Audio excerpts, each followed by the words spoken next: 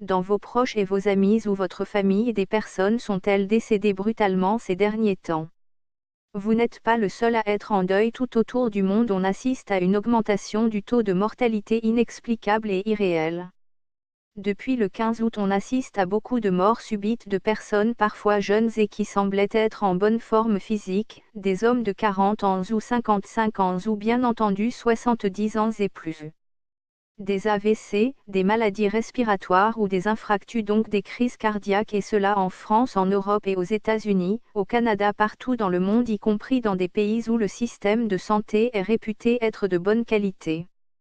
On peut essayer de deviner les causes de cette soudaine augmentation de la mortalité des adultes. Il y a les chanterelles qui, selon David Kate, sont censées tuer quelques milliers de personnes chaque année. Il y a la fréquence de Schumann qui a beaucoup augmenté ces derniers temps. Enfin, il y a certains médicaments comme l'aspirine qui sont accusés de causer des AVC et des crises cardiaques, comme aussi les boissons énergisantes, le tabac et bien sûr l'alcool. Mais il existerait aussi une autre explication, le minimum solaire. En effet, le Soleil suit un cycle de 11 ans de maximum et de minimum, et actuellement nous sommes dans un minimum solaire.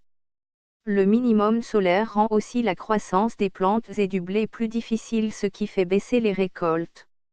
Enfin, généralement en automne et en hiver, beaucoup de personnes sont victimes de dépression saisonnière et on peut observer un pic de mortalité, sans doute dû aux médicaments, donc aux antidépresseurs. De plus, à cause du froid, les personnes prennent du poids, donc de la graisse qui peut boucher les vaisseaux coronariens.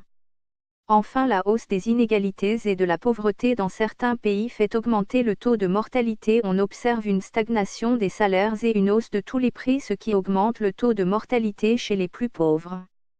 À cause de la pauvreté et de la nourriture industrielle, la durée de vie moyenne baisse aux États-Unis.